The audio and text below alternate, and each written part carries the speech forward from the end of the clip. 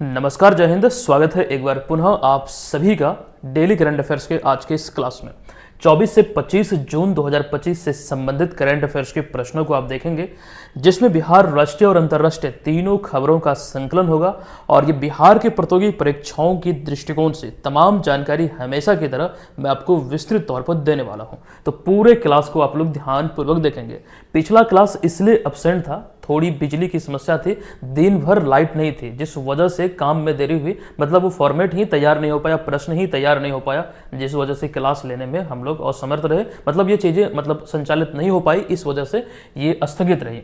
फिलहाल यहाँ पर हम आज के सेशन की शुरुआत करते हैं। पिछले क्लास में जो दरअसल हमने प्रश्न पूछा था उससे ये प्रश्न था कि हाल ही में बिहार के कितने रचनाकारों को साहित्य अकादमी में दो कैटेगरी को लेकर, एक युवा साहित्य पुरस्कार और बाल साहित्य पुरस्कार, यानी कि इस पुरस्कार 2025 वाला है और इससे सम्मानित किए जाने की घोषणा हुई है। देखिए, 3 रचनाकारों को, जिसमें कि आपको हमने बतलाया था कि 2 को युवा साहित्य पुरस्कार और 1 को बाल साहित्य पुरस्कार। अच्छा, इसको लेकर बकायदा कंप्लीट जानकारी हमने आपको दिया है, ठीक है। आइए इसको एक नज़र देख लेते हैं, फिर आज की क्लासेस की शुरुआत करते हैं। जिन 3 रचनाकारों का अगर हम नाम की बात करें, जो चयन हुआ, उनमें खास करके नेहा मणि झा और धीरज कुमार पांडे, और साथ ही साथ ये तो दोनों रहा आपका युवा साहित्य पुरस्कार। जबकि मुन्नी कामत की बात करें तो ये खास करके बाल साहित्य पुरस्कार के लिए चुनी गई है। तो ये तीनों बिहार के हैं। अच्छा, बात यहां पर हम कर रहे हैं साहित्य अकादमी पुरस्कार 2025 के संदर्भ में, ये दोनों कैटेगरी में। लेकिन यहां पर अगर इसी चीज को हम 2024 को लेकर देखें तो इसमें हमें 2 नाम देखने को मिलता है। एक कवित्री रिंकी झा ऋषिका, जिन्हें आप यहां पर देख रहे हैं, और वरिष्ठ लेखक व कवि नारायण जी, ठीक है। तो ये 2024 वाला है, इसको लेकर भी जानकारी हमने इसी सीरीज में आपको दिया था। ये तमाम चीजें आपको पीडीएफ में इसी प्रकार से मिल जाएगी, जिसका आप प्रिंट भी कर पाएंगे।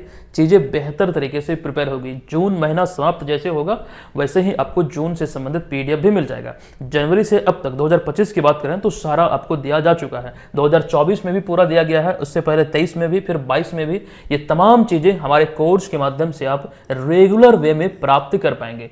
कंप्लीट जानकारी यहां पर दी गई है, क्या क्या इसमें बेनिफिट आपको मिलेंगे। विशेष रूप से ये ध्यान रखिएगा, एक नाम मात्र की फी पर आप इसमें तमाम चीजें प्राप्त कर पाएंगे। खास करके वैसे लोग जो अभी तक करंट अफेयर्स को लेकर एक वन स्टॉप सॉल्यूशन नहीं खोज पाए हैं बिहार के प्रतियोगी परीक्षाओं के लिए। अगर आप पहली बार हमसे जुड़े हैं, इस क्लास को फॉलो कीजिए, आप अंदाजा लगा पाइएगा कि इतनी अच्छी कंटेंट आपको कहीं नहीं मिलने वाला, खुद ही आप बोल पाएंगे। ध्यान रखें, जो लोग पहली बार यहां पर जुड़ेंगे, ये कूपन कोड को अप्लाई कीजिएगा, यहां पर एक्स्ट्रा 15% का आपको छूट मिल जाएगा। चलिए, अब यहां पर हम सेशन की शुरुआत करते हैं आज की इस क्लास की पहले प्रश्न से। देखिए, पहला प्रश्न है कि 20 जून 2025 को जारी शिक्षा मंत्रालय की 2023-24 की जो प्रदर्शन ग्रेड इंडेक्स है, यानी कि पीजीआई इंडेक्स 2.0 में बिहार को किस श्रेणी में जगह दी गई। जो परफॉर्मेंस ग्रेडिंग इंडेक्स होता है, पीजीआई इंडेक्स होता है, ये बहुत इंपॉर्टेंट है। कई बार इसको लेकर हमने चर्चा किया है। सबसे मूल बात यहाँ पर यह है, जो प्रश्न में एक्चुअली पूछा गया, किस श्रेणी में रखा गया है और ये इंडेक्स किसके द्वारा जारी होता है और कौन से वित्त वर्ष को लेकर के है, तो ये चीज ध्यान रखिए। हालांकि इसको लेकर चर्चा अभी करेंगे, लेकिन फिलहाल आंसर की बात करें तो इसमें बिहार को आकांक्षी 2 श्रेणी में रखा गया है। विकल्प नंबर डी यहाँ पर इस प्रश्न का राइट आंसर हो जाएगा। देखिए, परफॉर्मेंस ग्रेडिंग इंडेक्स यानी कि पीजीआई 2.0, यह रिपोर्ट जो है भारत सरकार के शिक्षा मंत्रालय द्वारा जारी की जाती है। मोस्ट इंपॉर्टेंट पॉइंट, और इसका उद्देश्य की अगर हम बात करें तो राज्यों और केंद्र शासित प्रदेशों में स्कूली शिक्षा या फिर स्कूल शिक्षा की गुणवत्ता का आकलन करना है, जिसको लेकर ये प्रदर्शन ग्रेडिंग इंडेक्स में राज्यों का खास करके एक प्रकार से सूचकांक को लेकर ये चीजें वहां पर दर्शाई जाती है। किस राज्य को किस कैटेगरी में रखा गया। इसमें बहुत सारी कैटेगरी अभी हम आपको दिखलाते हैं वो सूची, लेकिन उससे पहले यह रिपोर्ट सीखने के परिणाम, पहुंच, समानता, बुनियादी ढांचा, शासन, शिक्षक प्रशिक्षण आदि पर आधारित है। ये सभी इसका खास करके बोल सकते हैं आधार है, जिस पर ये खास करके ये आकलन किया जाता है राज्यों का कि किस राज्य को किस कैटेगरी में रखा जाएगा, ठीक है। अब 20 जून 2025 को जो हालिया जारी रिपोर्ट है, इसके आधार पर हम देखें तो चंडीगढ़ जो है ये 703 अंक प्राप्त कर प्रतिष्ठा 1 श्रेणी में हासिल की है, यानी प्रतिष्ठा 1 श्रेणी हासिल की है। और यह लगातार दूसरा बार है जब चंडीगढ़, या फिर लगातार दूसरी बार है जब चंडीगढ़ को यह ग्रेड प्राप्त हुआ है। ये बहुत मतलब खासकर अगर हम देखें, अगर हम पूरी की पूरी जो श्रेणी है उसमें देखें तो प्रतिष्ठा 1 भी मतलब एक अच्छी श्रेणी है, हालांकि ये टॉप श्रेणी नहीं है, ये ध्यान रखिएगा। इससे पहले 2022-23 में भी हासिल हुआ था ये, खास करके चंडीगढ़ को। साथ ही चंडीगढ़ देश का पहला एकमात्र केंद्र शासित प्रदेश है जिसने लगातार 2 साल शीर्ष ग्रेड हासिल किया है। मतलब शीर्ष ग्रेड कहने का मतलब ये नहीं कि ओवरऑल जो खास करके श्रेणी है उसमें सबसे ऊपर, ऐसा नहीं, बल्कि यहां पर यह लिखने का अर्थ है कि जितने भी श्रेणियां हैं उन सभी में जितने भी राज्य व केंद्र शासित प्रदेश हैं सबसे ऊपर है, ठीक है। लेकिन ओवरऑल जितने भी मतलब खास करके श्रेणी है उसमें टॉप पर नहीं है, ठीक है। टॉप पर कुछ मतलब श्रेणी में कुछ है ही नहीं, मतलब वो नील है, वो अभी हम आपको दिखलाएंगे तो वो कंफ्यूजन आपका दूर हो जाएगा, ठीक है। अब यहाँ पर ध्यान रखें, बिहार के संदर्भ में अगर हम देखें तो बिहार को 472 अंक के साथ आकांक्षी 2, जो कि आकांक्षी 2 में अंक जो मतलब निर्धारित किया जाता है 461 से 520 में जो भी रहते हैं उसे आकांक्षी 2 में रखा जाता है। तो इस श्रेणी में बिहार को रखा गया है जो कि 10 श्रेणियों में से दूसरी सबसे निचली श्रेणी है। और यह रिपोर्ट शिक्षा के क्षेत्र में बिहार के लिए एक चेतावनी है, क्योंकि बिहार अभी भी अपने कई पड़ोसी राज्यों से इस मामले में बहुत पीछे है। तो ये सारी चीजें ये दर्शाती है कि जो सबसे निचली श्रेणी है, सेकेंड लास्ट जो है, उसमें जो आकांक्षी 3 सबसे निचली श्रेणी है जो अभी हाल ही में जुड़ी है, लेकिन आकांक्षी 2 जो है ये द्वितीय सबसे निचली श्रेणी है, उसमें बिहार को रखा गया है। अच्छा, मेघालय की बात करें तो कुल 417 अंक मेघालय को प्राप्त हुआ है और इस श्रेणी में एकमात्र राज्य के रूप में सबसे निचली श्रेणी जो है आकांक्षी 3, इसमें शामिल किया गया मेघालय को। सबसे ऊपर है चंडीगढ़ शीर्ष पर, मेघालय सबसे नीचे। अच्छा, बिहार सेकेंड लास्ट पर है। आइए उसको हम देखते हैं, जो सूची की एक्चुअली हम बात कर रहे थे, पीजीआई इंडेक्स की बात कर रहे थे। देखिए यहां पर एक चीज समझना है, जो पहली श्रेणी है जो शीर्ष है वो है दक्ष, फिर दूसरे स्थान पर है उत्कर्ष, फिर है तीसरे स्थान पर अति उत्तम, फिर चौथे स्थान पर है उत्तम। अब यहां पर देखिएगा 5वें स्थान पर प्रतिष्ठा है, इसमें खास करके चंडीगढ़ है, लेकिन यहां पर ध्यान दीजिए 6ठे स्थान पर प्रतिष्ठा 2 है, इसमें कोई नहीं है। तो 1, 2, 3, 4 और 6ठे मतलब जो श्रेणी है, 6ठे श्रेणी है, इसमें आपको कोई भी राज्य या फिर केंद्र शासित प्रदेश देखने को नहीं मिलता है। चंडीगढ़ इस सूची में अगर हम देखें ओवरऑल राज्यों और खास करके केंद्र शासित प्रदेश के दृष्टिकोण से शीर्ष पर है, लेकिन श्रेणी के दृष्टिकोण से देखें तो श्रेणी के दृष्टिकोण से यहां पर शीर्ष पर कोई नहीं है।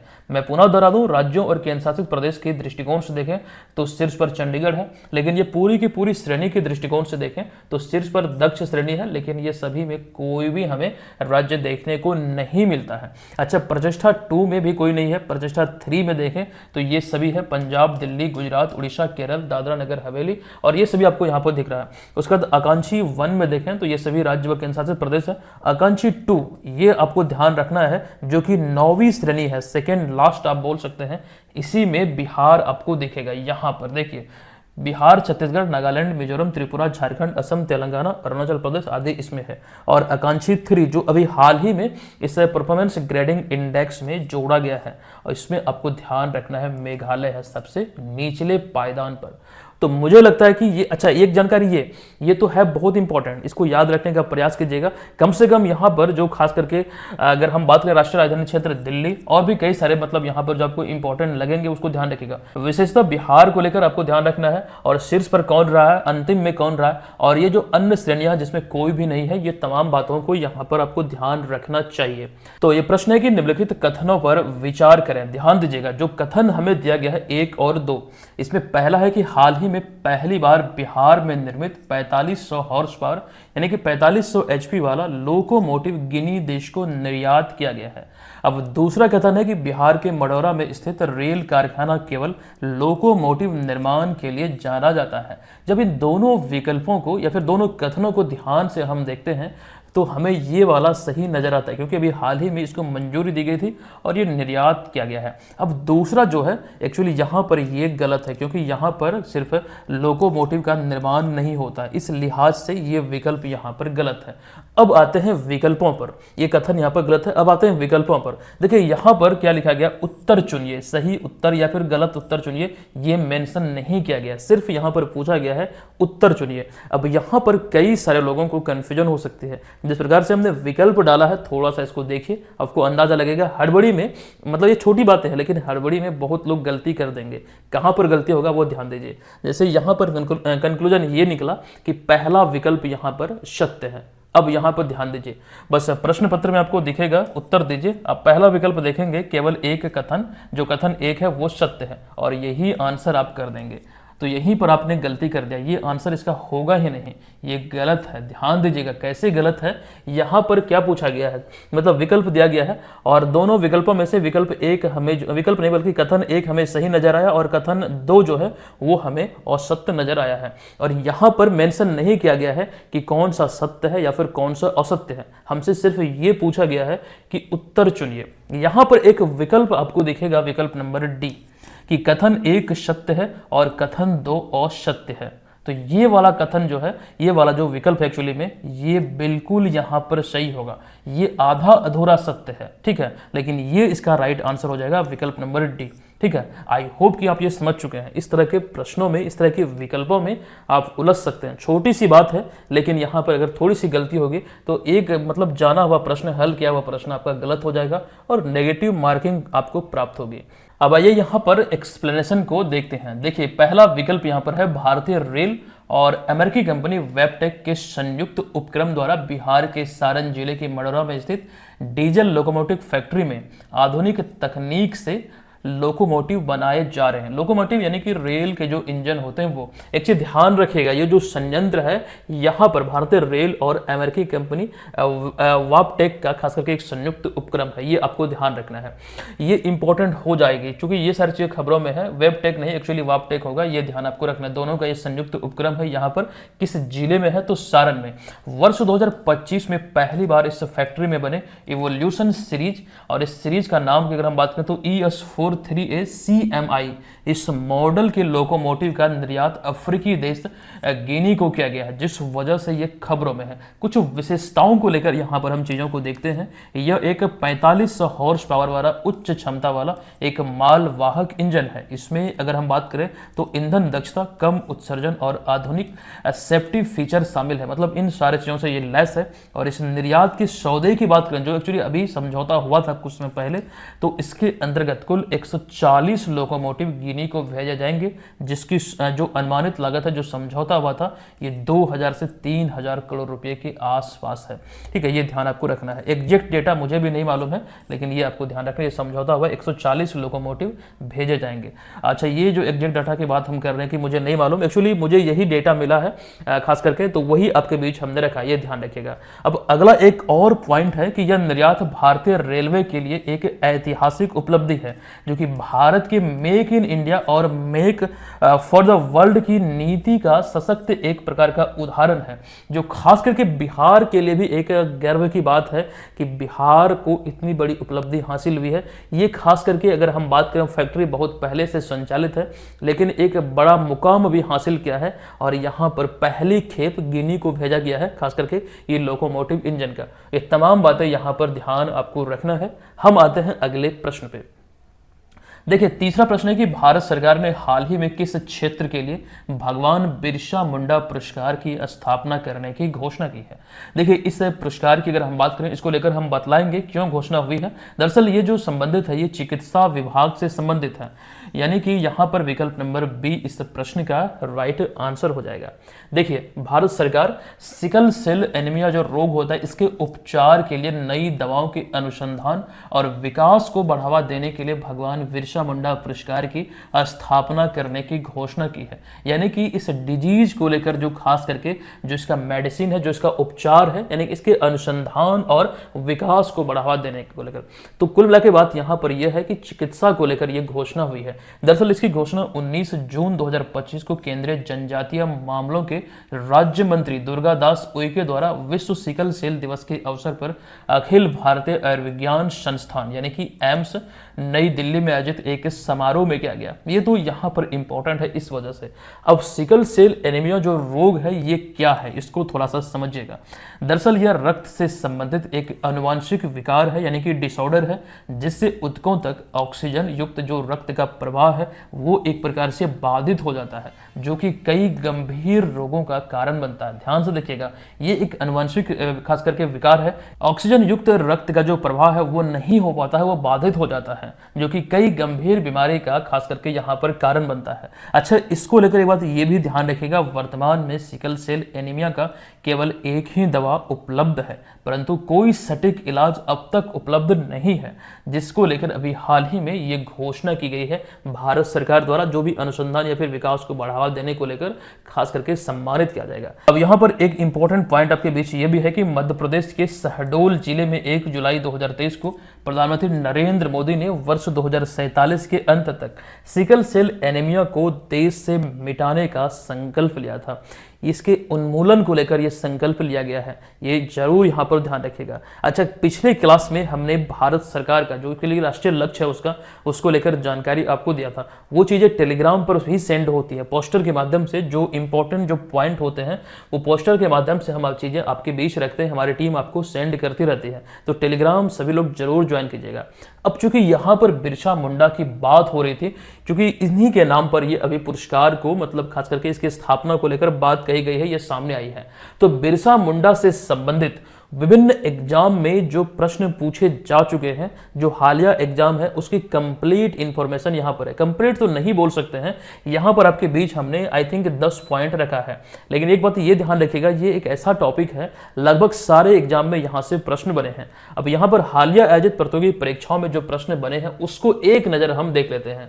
देखिए, सबसे पहले यहाँ पर पहले पॉइंट से शुरू करते हैं कि बिरसा मुंडा आंदोलन जो है मुख्यतः किसके विरुद्ध था? ये अंग्रेजों और जमींदारों के विरुद्ध था। यूपीएससी सीडीएस 2019 में यह प्रश्न पूछा गया है। नेक्स्ट है, बिरसा मुंडा किस धर्म प्रचार से संबंधित होकर ईसाई बने थे? कुछ समय के लिए इन्होंने ईसाई धर्म को अपनाया था। यह प्रश्न जेपीएससी 2018 में पूछा हुआ है, जर्मन मिशनरी धर्म प्रचार। ये यहां पर आपको ध्यान रखना है कि किस धर्म प्रचार से प्रभावित होकर ईसाई बने थे, तो जर्मन मिशनरी धर्म प्रचार से। बिरसा मुंडा किस जनजाति से संबंधित थे? तो मुंडा जनजाति थे। बीपीएससी प्रीलिम्स में पूछा हुआ है। उलगुलान आंदोलन का नेतृत्व किसने किया था? तो बिरसा मुंडा ने। यूपीएससी प्रीलिम्स 2015 में पूछा है। बिरसा मुंडा को किसकी उपाधि से जाना जाता था? धरती आबा। झारखंड पीएससी 2016 में पूछा गया है। बिरसा मुंडा का निधन कहाँ हुआ था? रांची जेल में हुआ था। हैजे के कारण उनकी मौत हुई थी। बीपीएससी प्रीलिम्स 2020 में यह प्रश्न पूछा गया है। बिरसा मुंडा का जन्म किस स्थान पर हुआ था? झारखंड में हुआ था। एक्चुअली वो प्रॉपर स्थान है उलिहातू। ये जेएसएससी यानी कि झारखंड एसएससी सीजीएल 2019 में पूछा गया। बिरसा मुंडा आंदोलन किस क्षेत्र तक सीमित था? तो छोटा नागपुर क्षेत्र। ये बीपीएससी प्रीलिम्स 2015 का प्रश्न है। अगला है, बिरसा मुंडा जला चलाए गए आंदोलन का मुख्य उद्देश्य क्या था? तो आदिवासी संस्कृति और भूमि अधिकारों की रक्षा करना। BPSC prelims 2023। भारत सरकार ने बिरसा मुंडा की स्मृति में कौन से दिवस को जनजातीय गौरव दिवस के रूप में घोषित किया है? तो अभी हाल ही में ये घोषित किया गया और बीपीएससी में पूछा गया है। 15 नवंबर को ये मनाने की घोषणा हुई है जनजातीय गौरव दिवस के रूप में। एक प्रकार से आप बोल सकते हैं कि करेंट अफेयर्स का प्रश्न है। ये ध्यान यहाँ पर आपको रखना है। कंप्लीट जानकारी यहाँ पर हमने देने का प्रयास किया, जो भी हाल ही में विभिन्न एग्जाम में पूछे गए हैं। तो ये चीज़ें इंपॉर्टेंट है। एक प्रकार से आपका कॉन्फिडेंस बिल्ड होता है, जैसा कि हम आपको बतला रहे थे पिछले भी क्लास में। ये सारी चीज़ जब देखते हैं प्रीवियस वर्षों के प्रश्नों को, तो कॉन्फिडेंस जो है वो बढ़ता है आपका।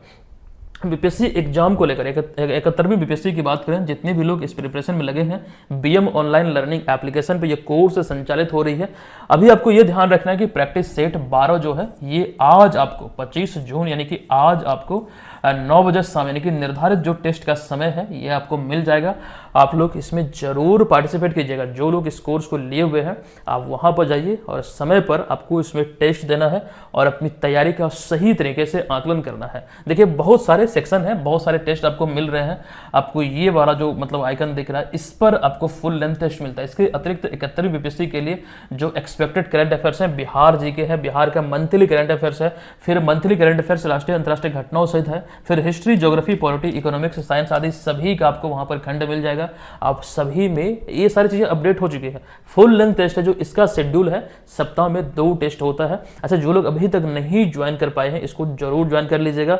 ये कूपन कोड के साथ यहाँ पर एडिशनल डिस्काउंट मिल जाएगा। अच्छा, कुछ जानकारी और भी यहाँ पर हम आपको बतला दें इसको लेकर, इस कोर्स को लेकर। दरअसल में प्रीलिम्स को लेकर संपूर्ण जो तैयारी है, एक प्रकार से हमारे नोट्स के माध्यम से, क्लासेस के माध्यम से आप इसमें कर पाएंगे। मतलब कंप्लीट प्रिपरेशन अगर आपको चाहिए प्रीलिम्स के दृष्टिकोण से, आप इस कोर्स को जरूर ले लीजिएगा। निश्चित तौर पर ये आपके लिए बहुत कारगर साबित होने वाला है। चलिए, टेस्ट में आप सभी को निर्धारित समय पर पार्टिसिपेट करना है। आते हैं चौथे प्रश्न पे। देखिए, हालिया जारी ग्लोबल लिवेबिलिटी इंडेक्स 2025 के अनुसार रहने योग्य दुनिया का सबसे श्रेष्ठ शहर कौन बना है? इसमें अगर हम देखें इस रिपोर्ट की या फिर इस इंडेक्स की बात करें तो डेनमार्क का कोपेनहेगन जो शहर है, ये दुनिया का सबसे श्रेष्ठ शहर है, ये रहने योग्य है।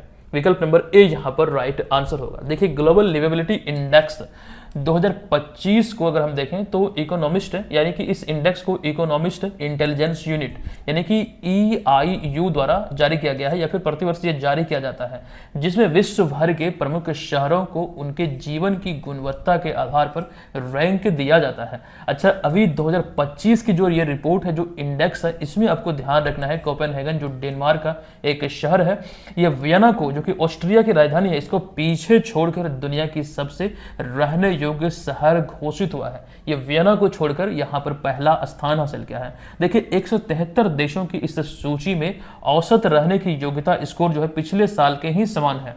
पिछले साल जो यहां पर रहने का औसत योग्यता था, ये आपको यहां पर लिखा गया कि 100 में से 76.1% था। तो इस बार भी यही है, 100 में से 76.1। एक चीज ये ध्यान रखिएगा, शीर्ष शहरों में कोपेनहेगन पहले स्थान पर है, वियना दूसरे स्थान पर, ज्यूरिख जो कि स्विट्जरलैंड का एक शहर है, ये तीसरे स्थान पर है। अच्छा, इसमें जापानी शहर ओसाका जो है, ये शीर्ष 10 में शामिल है, जो कि 7वें स्थान पर है। अब ये हम आपको इसलिए बतला रहे हैं जापानी शहर ओसाका के बारे में, क्योंकि ये एकमात्र एशियाई शहर है जो टॉप 10 में शामिल है एशियाई देशों में। अच्छा, जबकि दमिश्क की बात करें, जो कि सीरिया का एक शहर है, ये दुनिया में सबसे कम रहने योग्य शहर बना हुआ है इस रिपोर्ट के आधार पर। कहाँ का ये शहर है? ये दमिश्क नाम है, ये सीरिया का शहर है। अब भारत के संदर्भ में चीजों को देखते हैं कि भारतीय शहरों में दिल्ली और मुंबई 60.2 स्कोर के साथ 141वें स्थान पर है संयुक्त रूप से।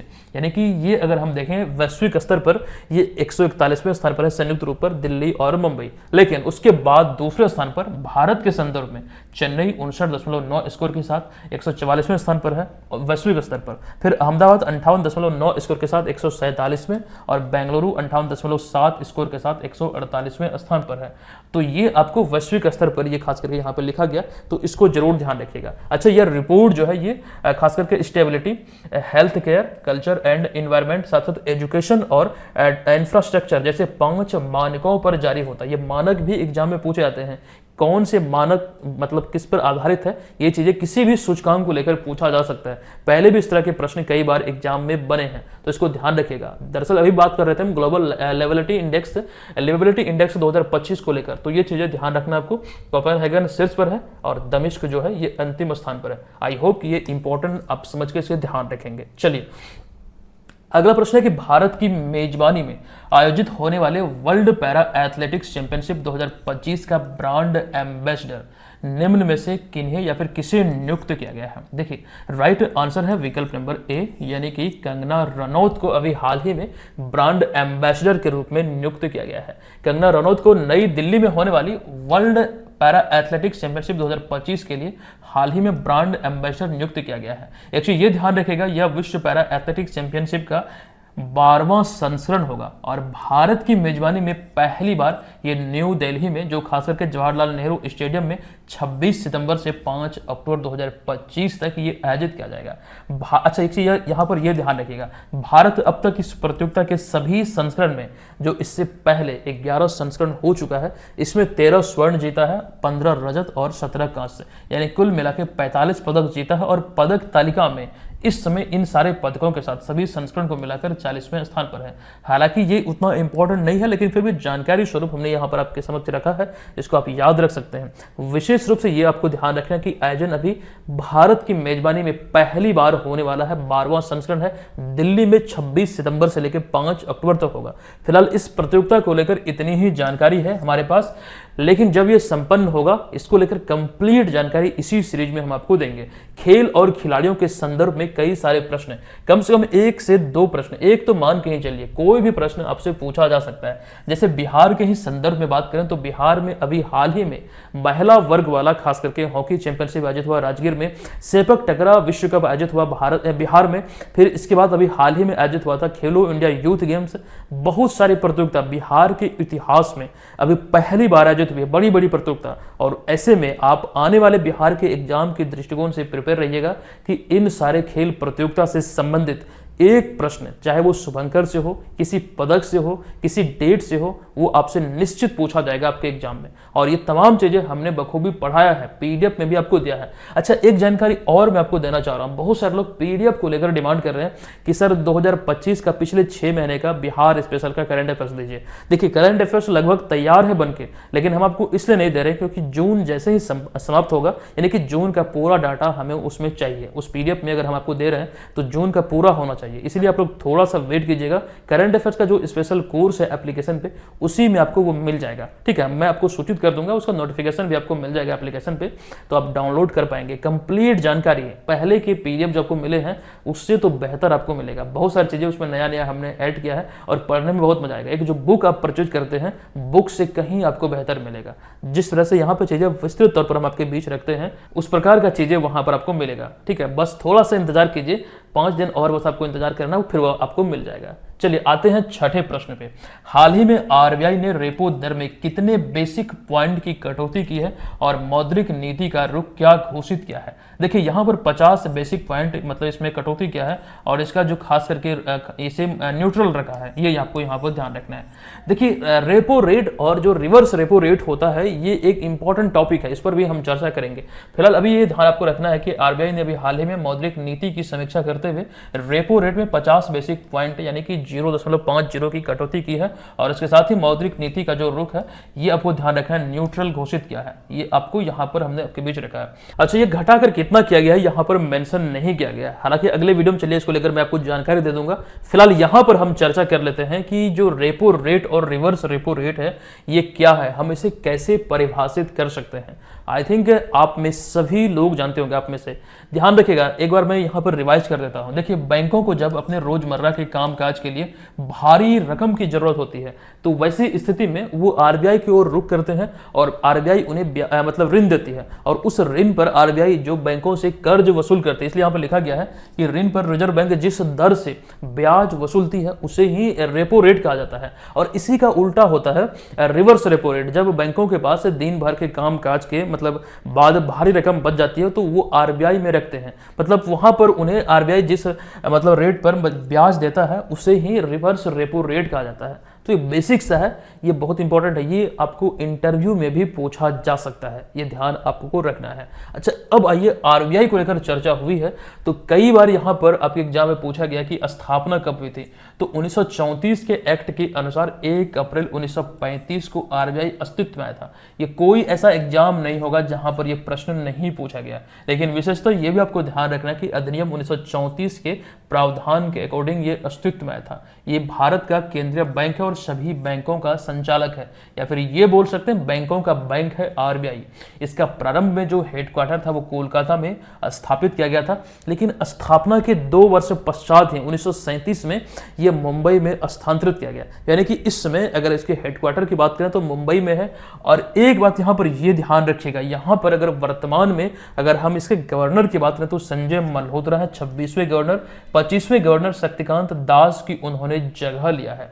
कुछ जानकारी जानकारी और गवर्नर की चूंकि बात हो रही है तो आरबीआई गवर्नर की जो नियुक्ति होती है, अच्छा ये पॉइंट को आप मोस्ट इंपॉर्टेंट पॉइंट पे रखिएगा, आरबीआई गवर्नर की जो नियुक्ति होती है वो वित्त मंत्री की सलाह पर प्रधानमंत्री द्वारा किया जाता है। अच्छा, प्रतीक चिन्ह आरबीआई का क्या है? ताड़ का पेड़ और बाग। ये आपके एनटीपीसी एग्जाम में पूछा हुआ प्रश्न है, इसका लोगो से संबंधित, ये लोगो आप यहाँ पर देख रहे हैं, ये ताड़ का पेड़ है और बाग, ये दोनों को यहाँ पर इंगित करता है। तो फिलहाल इतनी बातें इंपॉर्टेंट है। आते हैं अगले प्रश्न पे।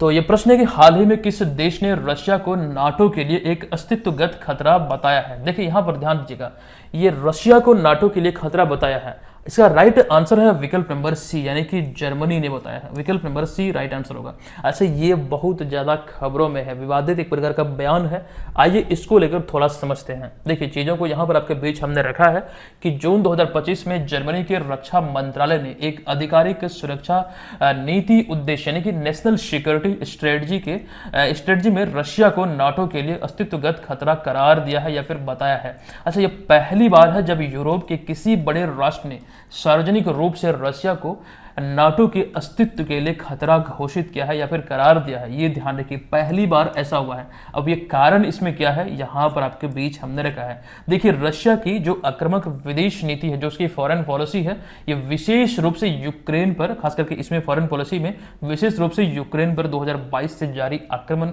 ये इसका मूल कारण है और इसी को लेकर अभी हाल ही में ये करार दिया गया है। तो रीजन यहां पर समझ में आता है, इसी को लेकर ये हुआ है। अब ध्यान रखिए, नाटो की चूंकि बात हुई है तो नाटो के बारे में कुछ महत्वपूर्ण बिंदुओं को हम देखते हैं। इसका सबसे पहले पूरा जो नाम होता है ये होता है नॉर्थ अटलांटिक ट्रीटी ऑर्गेनाइजेशन, एक प्रकार का सैन्य गठबंधन है जिसकी स्थापना 4 अप्रैल 1949 को हुई थी।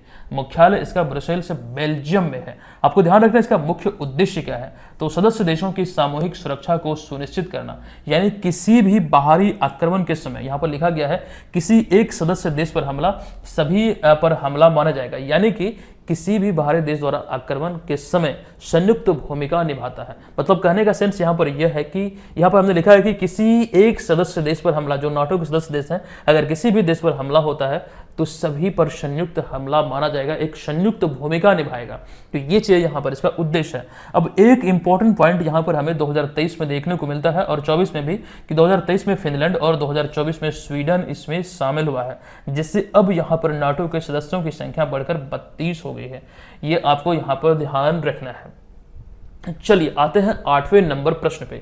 इस वर्ष जून 2025 में जारी एक रिपोर्ट के अनुसार निम्नलिखित में से कौन दुनिया का सबसे सुरक्षित पूर्ण सेवा यानी कि फुल सर्विस एयरलाइन घोषित किया गया है? और ये बहुत ज्यादा खबरों में है, ध्यान रखिएगा। तो इसका राइट आंसर है विकल्प नंबर ए, यानी कि एयर न्यूजीलैंड को अभी हाल ही में सबसे सुरक्षित यानी कि दुनिया की सबसे सुरक्षित ये फुल सर्विस एयरलाइन घोषित की गई है। विकल्प नंबर ए यहाँ पर इस प्रश्न का राइट आंसर है।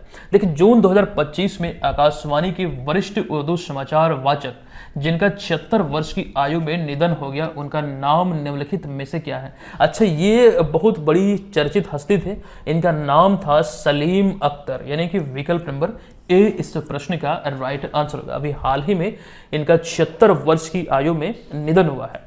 आइए कुछ चीजों को हम यहाँ पर देखते हैं। देखिए आपको बता दूं कि ऑल इंडिया रेडियो के प्रसिद्ध वरिष्ठ उर्दू समाचार वादक सलीम अख्तर का 76 वर्ष की आयु में नई दिल्ली में निधन हो गया। वे लगभग 25 वर्षों तक आकाशवाणी की उर्दू सेवा से जुड़े हुए थे और अभी हाल ही में निधन हुआ है। क्योंकि बात यहाँ पर आकाशवाणी की या फिर रेडियो प्रसारण की हो रही है, तो रेडियो प्रसारण की शुरुआत भारत में मुंबई और कोलकाता में सन 1927 में 2 निजी ट्रांसमीटरों से हुई थी। 1930 में इसका राष्ट्रीयकरण हुआ, तब इसका नाम भारतीय प्रसारण सेवा यानी कि इंडियन ब्रॉडकास्टिंग कॉर्पोरेशन रखा गया। लेकिन इसमें फाइनली आपको ये ध्यान रखना 1957 में इसका नाम बदलकर यानी कि 1947 बल्कि 57 में इनका नाम बदलकर आकाशवाणी किया गया था। ये आपको ध्यान रखना। आजादी के 10 वर्ष पश्चात इसका नाम को परिवर्तित करते हुए संशोधित करते हुए आकाशवाणी रखा गया।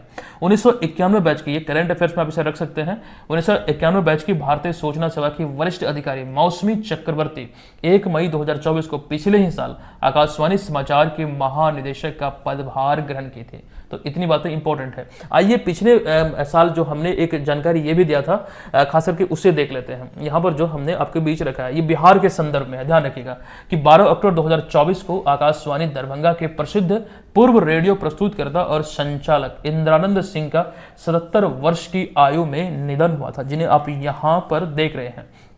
वे मूल रूप से चनौर दरभंगा के निवासी थे और इसलिए हम आपको बता रहे हैं ये भी बहुत फेमस थे और उन्हें क्षेत्र में खुरखुर भाई के नाम से जाना जाता था और इम्पोर्टेंट है। अच्छा ध्यान रखिएगा, इन्हें पहचान जो मिली थी ग्रामीण रेडियो टॉक कार्यक्रम गांव घर, एक कार्यक्रम का नाम है खास करके गांव घर, इससे इनको अपार लोकप्रियता हुई मतलब प्राप्त हुई थी।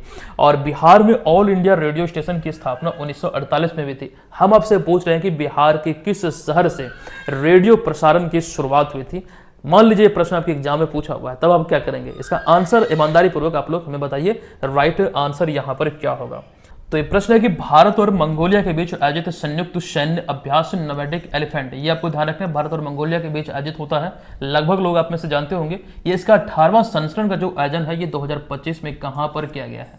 देखिए संयुक्त सैन्य यानी कि द्विपक्षीय संयुक्त सैन्य अभ्यास एक बार भारत में एक बार मंगोलिया में आयोजित होता है। 18वां संस्करण 2025 वाला अभी हाल ही में उलान बातर मंगोलिया में आयोजित किया गया है। और विकल्प नंबर यहाँ पर बी इस प्रश्न का राइट आंसर हो जाएगा। यहाँ पर वो चीजें कंप्लीट हमने आपके बीच रखा है। ये आपको ध्यान रखें, दोनों देशों के बीच आयोजित होने वाला एक वार्षिक सैन्य अभ्यास है। 1996 में ये शुरू हुआ था। अभ्यास का मुख्य उद्देश्य भारत और मंगोलिया की सेनाओं को मिलाकर आतंकवाद से लड़ने, ड्रोन जैसे आधुनिक खतरों से निपटने, संयुक्त राष्ट्र शांति मिशनों के लिए तैयार करना, ये इसका कहीं ना कहीं मूल उद्देश्य है, जिसको लेकर खास करके ये युद्धाभ्यास आदि होता है। साथ ही साथ पहाड़ी इलाकों में युद्ध कौशल और प्राकृतिक आपदाओं में मदद करने की ट्रेनिंग भी इसमें दी जाती है। 2025 में इसका 18वां संस्करण मंगोलिया की राजधानी उलान बातर में 31 मई से 13 जून तक ये आयोजित हुआ। अभी हाल ही में समाप्त हुआ है। अच्छा, पिछला जो संस्करण है ये मेघालय उमरोई में आयोजित हुआ था। 17वां संस्करण जुलाई 2024 में,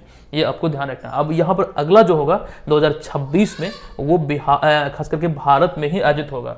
ठीक है, चलिए आते हैं अगले प्रश्न पे। 11वां प्रश्न है कि भारत के किस राज्य ने वर्ष 2025-26 के बजट में स्वास्थ्य क्षेत्र के लिए अपने कुल बजट का सबसे अधिक राशि लगभग 8% आवंटित किया है, जिससे वह इस मामले में भारत में शीर्ष स्थान पर है। ये भारत में पहली बार ऐसा हुआ है जब कोई राज्य ने अपने स्वास्थ्य बजट को लेकर मतलब जो इतनी राशि जारी हुई है वो किसी भी राज्य की तुलना में सबसे अधिक है। राज्य है मेघालय।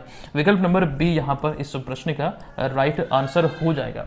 आइए इसका यहाँ पर हम एक्सप्लेनेशन को देखते हैं। वर्ष 2025-26 का बजट में मेघालय ने अपने कुल बजट का लगभग 8% हिस्सा जो है ये स्वास्थ्य क्षेत्र को आवंटित किया है, जो कि भारत के सभी राज्यों में सर्वाधिक है। ये आपको ध्यान रखना है।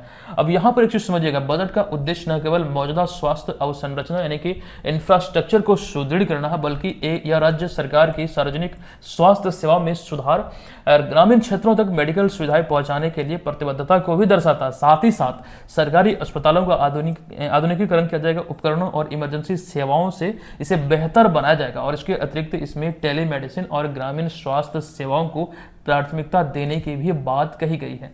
तो ये सारे चीजों पर कार्य होगी जिसको लेकर सर्वाधिक बजट पेश किया गया है। अब यहाँ पर बजट की बात हुई है तो एक्चुअली अगर हम बिहार के संदर्भ में देखें तो 3 मार्च 2025 को वित्त मंत्री सम्राट चौधरी ने वित्त वर्ष 25-26 के लिए बजट मतलब जारी किया था, पेश किया था। और ये बजट कितना था तो 3,16,895.02 करोड़ रुपए का था। लगभग 3.17 लाख करोड़ आप बोल सकते हैं। ये अब तक का बिहार का सबसे बड़ा बजट था। पिछले साल की तुलना में ये 38,139 करोड़ अधिक था। और स्वास्थ्य विभाग को कुल बजट का जो लगभग है ये 20,335 करोड़ रुपया आवंटित किया गया था। लगभग अगर प्रतिशतता के दृष्टिकोण से देखें तो 6.4%। अच्छा, बजट की बात हो रही है तो एक चीज ये ध्यान रखिएगा, बिहार बजट की कंप्लीट जानकारी आपको जो अर्धवार्षिक पीडीएफ मिलेगा जनवरी से जून वाला, वहां पर कंप्लीट इंफॉर्मेशन पॉइंट वाइज और फिर प्रश्न वाइज एकदम से वहां पर 2 फॉर्मेट में, एक तो प्रश्न वाइज हमने दिया है और फिर पॉइंट वाइज भी हमने वहां पर आपके बीच रखा है। चीजों को आप वहां पर देखेंगे, समझेंगे, बहुत आनंद आएगा पढ़ने में और याद रखना बहुत आसान हो जाएगा। बहुत यहाँ पर आसानी से हमने लिखा है। चलिए आते हैं अगले प्रश्न। फिलहाल यहां पर इसका राइट आंसर था विकल्प नंबर यहां पर डी, सॉरी डी नहीं, एक सेकंड, बी, ये ध्यान रखिएगा, बी बात हम कर रहे थे मेघालय के। चलिए आते हैं किस देश ने हाल ही में दुनिया की पहली गैर बाइनरी एआई चिप विकसित किया है, यानी कि आर्टिफिशियल आधारित चिप ये विकसित की है और बड़े पैमाने पर इसका उत्पादन भी शुरू किया गया। ये अभी खबरों में है। बात अगर कहीं भी हो गैर बाइनरी एआई चिप की तो ध्यान रखिएगा, राइट आंसर हो जाएगा चाइना। विकल्प नंबर बी इसका भी राइट आंसर यहां पर है। तो फिलहाल आज के इस वीडियो में 12 महत्वपूर्ण प्रश्नों का संग्रह आपके बीच था। आज के इस क्लास का ये प्रश्न है जिसका आंसर आप सभी को कमेंट बॉक्स में लिखना है कि पीएम श्री योजना जो कि चौथा चरण अभी हाल ही में से संचालित हुआ, इसके तहत हालिया चयनित स्कूलों की संख्या के अनुसार बिहार का देश भर में कौन सा स्थान है। ये चीजें आपको हमने पिछले क्लास में डिटेल में बतलाया था। अच्छा, एक जानकारी जो अभी हम आपको बतला रहे थे, ये कोर्स को आप लोग ले लीजिएगा। कंप्लीट जो प्रिपरेशन है बीपीएससी प्रीलिम्स को लेकर आप यहां पर कर पाएंगे। दूसरे सोर्स पर आपको बिल्कुल भटकने की आवश्यकता नहीं है। ये टेस्ट सीरीज 12वां नंबर जो है ये आपको आज मिलने वाला है। निर्धारित समय पर आप लोग इसमें पार्टिसिपेट करेंगे और इसका जो सोल्यूशन वाला पीडीएफ होता है, अच्छा इसका 2 पीडीएफ आपको मिलता है। एक तो प्रश्न जिसको मतलब आप प्रिंट करके आप उसका टेस्ट ऑफलाइन भी दे सकते हैं और एक सोल्यूशन वाला पीडीएफ मिलता है जिसको आप पढ़ पाएंगे। हालांकि सोल्यूशन आपको एप्लीकेशन पे जब टेस्ट आप सबमिट करते हैं तो वहां पर व्यू सोल्यूशन में जाके अपना रैंक आदि सब चीज देखते हुए वहां पर व्यू सोल्यूशन में आप देख पाएंगे कौन सा गलत हुआ कौन सा सही हुआ। अगर गलत हुआ तो हमें किस प्रकार से उसको पढ़ना चाहिए, पूरा डिटेल एक्सप्लेनेशन जिस प्रकार से करंट अफेयर्स की सीरीज में होती है कि पहले प्रश्न होता है फिर एक्सप्लेनेशन होता है, वो चीजें बखूबी वहां पर दिया गया है। आपको घबराने की बिल्कुल जरूरत नहीं है, कोई टेंशन नहीं लेना है। कोई भी कंप्लेन हो, कोई भी शिकायत हो, कोई भी समाधान चाहिए, इस हेल्पलाइन नंबर पर बेझिझक हमें कॉल कीजिएगा। निश्चित तौर पर आपकी समस्या का समाधान होगा। चलिए मिलते हैं हम आपसे नेक्स्ट वीडियो में, तब तक के लिए धन्यवाद। जय हिंद।